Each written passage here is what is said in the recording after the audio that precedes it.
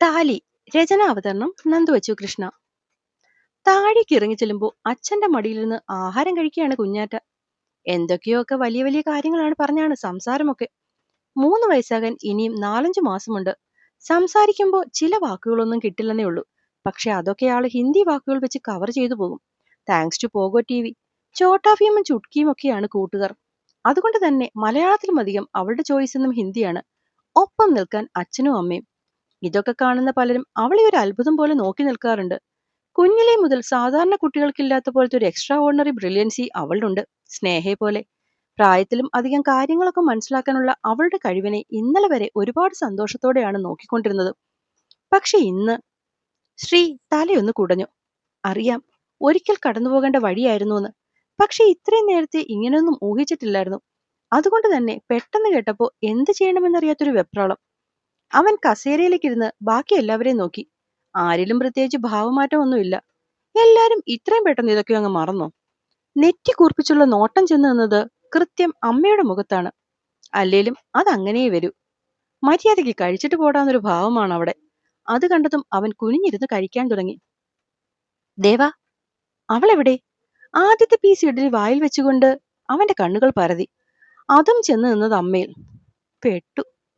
ശ്രീകുട്ടാ, കഴിക്കുമ്പോ അതി ശ്രദ്ധിക്കടാ. സന്തോഷം. എന്താ കൗണ്ടേഴ്സ് ഒന്നും വരാത്തതെന്ന് ചിന്തിച്ചതേ ഉള്ളൂ. ഇപ്പൊ പൂർത്തിയായി.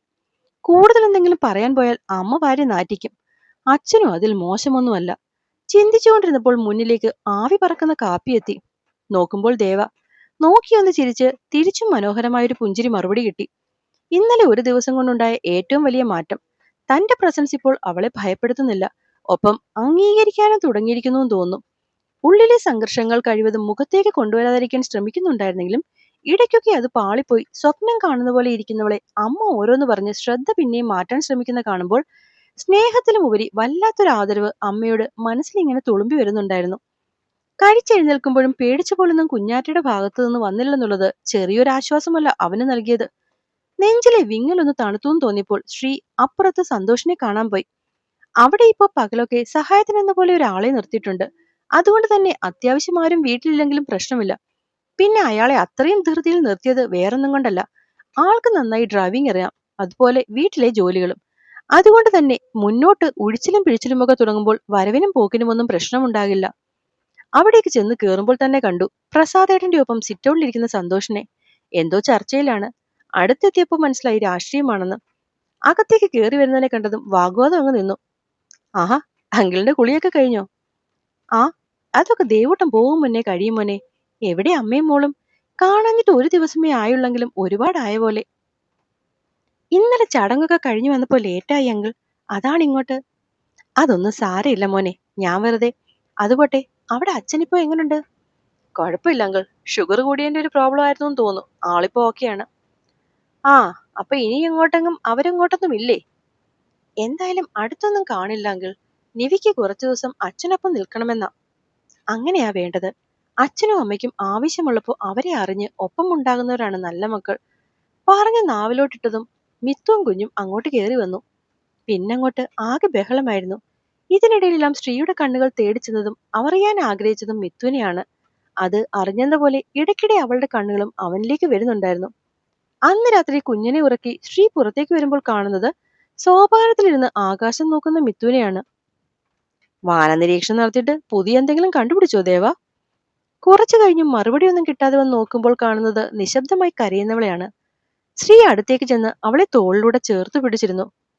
പകലത്തെ അഭിനയമൊക്കെ കഴിഞ്ഞ് അവൾ അവൾക്കായി കണ്ടെത്തിയ നേരത്ത് വിരുന്നു വന്ന ഏതെങ്കിലും ഓർമ്മകളാകും ഈ കണ്ണുനീരിന്റെ അവകാശി. ശ്രീ അതെന്താണെന്ന് ചോദിക്കാൻ നിന്നില്ല. മറിച്ച് അവളെ ചേർത്ത് പിടിച്ചു. ഒന്നിനു വേണ്ടി ആയിരുന്നില്ലത്. എന്തോ അങ്ങനെ തോന്നി ചെയ്തു. മോനെ അപ്പു. വേണ്ട. അപ്പു കൈ ഉയർത്തി തടഞ്ഞു.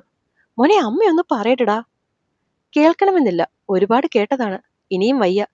അവന്റെ കണ്ണുകൾ ചാലിട്ടൊഴുകി. മോനെ നീ എങ്ങോട്ടാ പോകുന്നതെങ്കിലും ഒന്ന് പറഞ്ഞുകൂടെ? അവൻ അവരെ ഒന്ന് നോക്കി കാറിലേക്ക് സാധനങ്ങൾ എടുത്തു വെച്ചു. മോനെ നീ പോയാൽ എന്ന് തിരിച്ചു വരും? പ്രതീക്ഷയോടെ ലത അവന്റെ കൈ പിടിച്ചു നിർത്തി. ഒരിക്കലുമില്ല.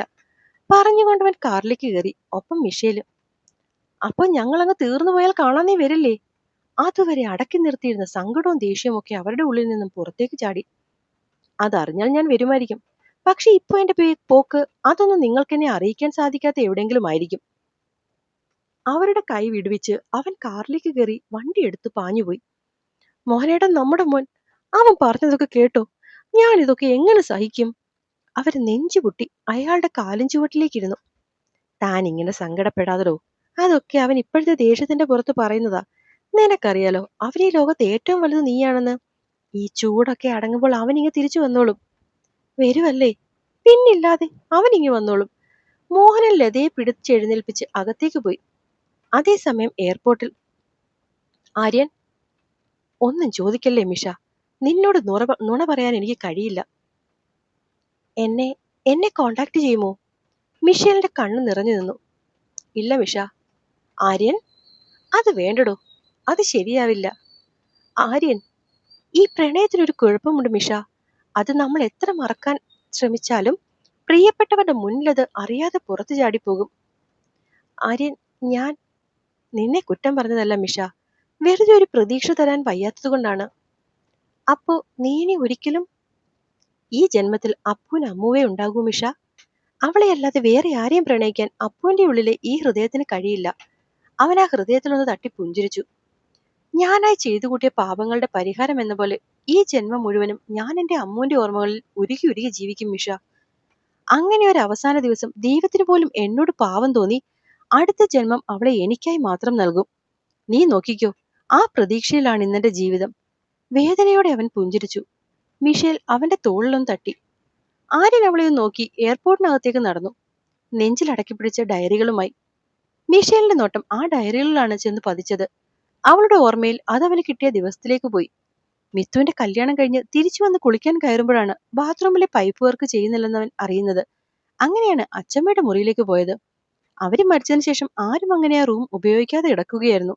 അന്ന് അവൻ അവിടെയാണ് കിടന്നത്. രാത്രി ഒരുപാടായിട്ടും ഉറക്കം വരാതെ നടന്നവന്റെ കണ്ണുകൾ അച്ചമ്മയുടെ അലമാരിയിൽ പോയി പെട്ടു. പഴയകാല ഫോട്ടോസും ബുക്സും ഒക്കെ അതിലുണ്ടാകുമെന്ന ഓർമ്മയിൽ തിരച്ചിൽ നടത്തിയവന് അലമാരയുടെ ഏറ്റവും അടിയിൽ നിന്നും കിട്ടിയ ഒരു ബോക്സ് എന്താണെന്നറിയാനുള്ള ആവശ്യത്തിൽ അത് തുറന്നവനെ കാത്തിരുന്നത് അവന്റെ ജീവിതം തന്നെ ഉഴുതുമറിക്കാൻ പാകത്തിലുള്ള 1000 ഓർമ്മകളായിരുന്നു. എല്ലാ തെളിവുകളും നശിപ്പിച്ചവരെ ഒളിപ്പിച്ച് ദൈവം അവനായി കാത്തുവച്ചിരുന്ന അവന്റെ കൈപ്പടയിലുള്ള 3-4 ഡയറികൾ. അതെടുത്ത് അമ്പരത്തിൽ തുറന്നവന് മുന്നിൽ പുതിയൊരു ലോകം തന്നെ തുറന്നു വന്നു. അവനും അവന്റെ അമ്മുവും, അവരുടെ പ്രണയം, പരിഭവം, സന്തോഷം. അങ്ങനെ ഓരോ വരികൾ വായിക്കുന്നതും അവൻ കൂടുതൽ കൂടുതൽ തകർന്നു.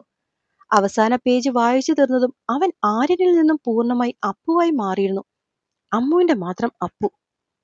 ബോർഡിങ്ങിലൂടെ കൺമറഞ്ഞു പോകുന്നവനെ നോക്കി മിഷേൽ തിരിഞ്ഞു നടന്നു.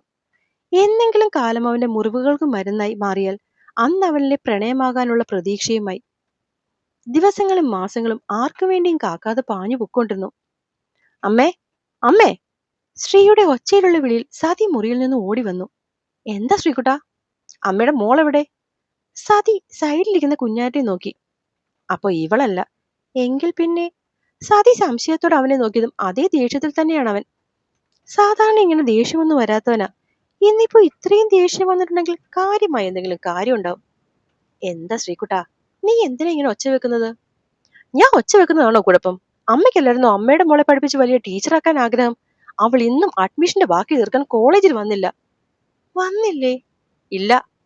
സതി എന്തോ ആലോചനയോടെ നിന്നു. അമ്മ, അവക്കിനി ഞാൻ പഠിക്കുന്ന കോളേജിലേക്ക് വരാനാണ് പ്രശ്നമെങ്കിൽ ഞാൻ വേറെ ഏതെങ്കിലും കോളേജിൽ അഡ്മിഷൻ നോക്കാം. എന്തേ, നോക്കണോ? നീ ഒന്ന് അടങ്ങ് ശ്രീകുട്ട, ഞാൻ അവളോടൊന്ന് സംസാരിക്കട്ടെ, എന്നിട്ട് ബാക്കി തീരുമാനിക്കാം. അച്ഛേ! ശ്രീ മോളിലേക്ക് കയറാൻ തുടങ്ങിയതും കുഞ്ഞാറ്റ പിന്നീന്ന് വിളിച്ചു. അത് കേട്ടതും ശ്രീയുടെ മുഖം ഒന്ന് അയഞ്ഞു. കുഞ്ഞാറ്റ അവൻ എടുക്കാൻ വേണ്ടി കൈപൊക്കി തിന്നതും ശ്രീ കുഞ്ഞിന് മുന്നിൽ മുട്ടുകുത്തിയിരുന്നു. അച്ഛ ഫുള്ള് മുഷിഞ്ഞു നിൽക്കുവോ വാവേ, നോക്കിക്കേ. അച്ഛ പോയി കുളിച്ചിട്ട് വേഗം വരാം, എന്നിട്ട് അച്ഛന്റെ കുഞ്ഞാവെ നിറയെ എടുക്കാട്ടോ. അവൻ ആ കുഞ്ഞിക്കവളിലും തട്ടി കൊഞ്ചിച്ചു. അച്ഛേ, ഞാൻ പച്ചേ ABCD പഠിച്ചു. ആഹാ, ഗുഡ് ഗേൾ. അച്ഛ വരുമ്പോ പറഞ്ഞു കേൾപ്പിക്കണേ. കേൾപ്പിക്കാം. അവള് കുണുങ്ങി ചിരിച്ചു. അതും നോക്കി ആ കുഞ്ഞിക്കവളിൽ വെച്ച് ചിരിച്ചുകൊണ്ട് അവൻ എഴുന്നേറ്റു. പിന്നെ അതുപോലെ കുഞ്ഞിനരികിലേക്കിരുന്നു. അച്ഛയുടെ മോള് സ്കൂളിലൊക്കെ പോയി പഠിച്ച് വലിയ ആളാവണം കേട്ടോ, അല്ലാതെ കുഞ്ഞിന്റെ അമ്മക്കിളിയെ പോലെ പഠിത്തമെന്ന് കേൾക്കുമ്പോഴേ ഉഴപ്പുമായി നടക്കരുത്. കുഞ്ഞിന്റെ കവളിൽ പിന്നെയും ഒരു ഉമ്മ കൊടുത്തവൻ മുകളിലേക്ക് കയറിപ്പോയി. പെട്ടെന്ന് അവനെന്താ അങ്ങനെ പറഞ്ഞതെന്ന് ആലോചിച്ച് നിൽക്കുമ്പോഴാണ് അവരുടെ കണ്ണുകൾ വാതിലിൽ ഒളിഞ്ഞു നിൽക്കുന്ന മിത്തുവിന്റെ അടുത്തേക്ക് ചെന്നത്. ചുമ്മാതല്ല. ശ്രീ പോയെന്ന് കണ്ടതും മിത്തു ഓടി സതിക്കരികിലേക്ക് എത്തി. സതി അവളെ നോക്കി തിരിഞ്ഞു കിടന്നു. പിണങ്ങല്ലേ സതിയമ്മേ? ഞാൻ പിണങ്ങിയിട്ടൊന്നുമില്ല. ഇത് നിന്റെ ജീവിതമാണ് മിത്തു. അതെങ്ങനെയാ മുന്നോട്ട് കൊണ്ടുപോകേണ്ടത് നീ മാത്രമാണ് തീരുമാനിക്കേണ്ടത്. ശരിയും തെറ്റും പറഞ്ഞു തരാൻ എന്നും ഞാൻ ഉണ്ടാവും നിനക്കൊപ്പം. പക്ഷെ ബാക്കിയെല്ലാം നിന്റെ ഇഷ്ടമാണ്. ഞാൻ നിർബന്ധിക്കില്ല. അവരൊന്ന് ചിരിച്ചുകൊണ്ട് അവനെ നോക്കി. സതിയമ്മ ഇങ്ങനാണ്. ഒരുപാട് ദേഷ്യപ്പെടുമെന്ന് തോന്നുന്ന സന്ദർഭങ്ങളിൽ പലപ്പോഴും നമ്മളെ നമ്മളല്ലാത്ത രീതിയിൽ അത്ഭുതപ്പെടുത്തി കളയും. അമ്മേ അതെ. അമ്മ കേൾക്കുവല്ലേ മിത്തു? സതി മോളെയും എടുത്ത് അവൾക്ക് മുന്നിൽ വന്നിരുന്നു. അതുണ്ടല്ലോ അമ്മേ.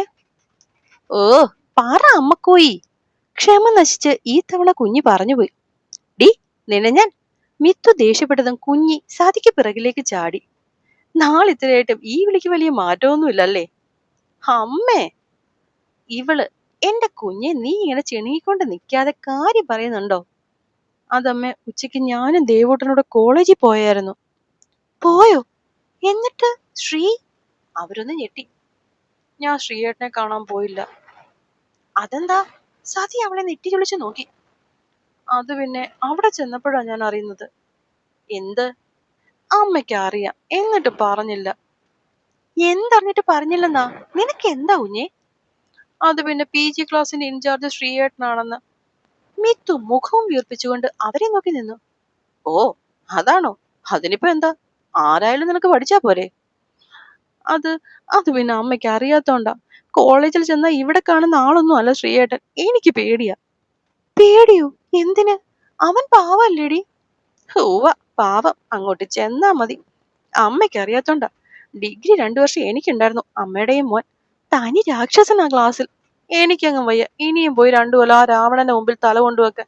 ഞാൻ പഠിക്കാൻ പോകുന്നില്ല. ചുണ്ടു കൂർപ്പിച്ചും മുഖം ചുളിച്ചും പരാതി പറയുന്നതിൽ സതി നോക്കി നിന്നു. എപ്പോഴോ മറന്നുപോയ കുറിപ്പ് അവളിൽ പിന്നെയും തിരിച്ചു വന്നത് കണ്ടതും ആ അമ്മയുടെ മുഖം വിടർന്നു. കണ്ണും ചെറുതായി നനഞ്ഞു. സതിയമ്മേ. അമ്മേ. സതി, ആ വിളി കുഞ്ഞാറ്റയുടേതാണ്. എടി കുറുമ്പി. സതി അവളെ പിന്നിൽ നിന്ന് പൊക്കിയെടുത്ത് മടിയിലേക്ക് ഇരുത്തി. അമ്മേ. എന്താ മിത്തു? അമ്മ പറയോ എന്നെ വേറെ എവിടെയെങ്കിലും ചേർക്കാൻ? അമ്മ പറഞ്ഞ ശ്രീയേട്ടൻ കേൾക്കും. പ്ലീസ് അമ്മ. ഞാൻ പറയേണ്ടി വരില്ല. സതി കുഞ്ഞിനെയും കൊണ്ട് പയ്യെ എഴുന്നേറ്റു. അതെന്താ അമ്മ പറയാത്തെ? അമ്മ പറഞ്ഞാൽ കേൾക്കും. അമ്മ പറഞ്ഞാൽ മാത്രമല്ല, ആര് പറഞ്ഞാലും എനിക്ക് കേൾക്കാം ദേവാ. പിന്നിൽ നിന്നും അശരീരി പോലെ കേട്ടതും മിത്തു ഞെട്ടിക്കൊണ്ട് തിരിഞ്ഞു നോക്കി. അപ്പൊ കാണാവേ. എല്ലാവരുടെ നിറയെ ഇഷ്ടത്തോടെ നന്ദു വച്ചു കൃഷ്ണ. അപ്പൊ കഥ ഇഷ്ടമാവുന്നുണ്ടെങ്കിൽ ഒന്ന് സബ്സ്ക്രൈബ് ചെയ്തുകൂടി സപ്പോർട്ട് ചെയ്യണേ. നന്ദി.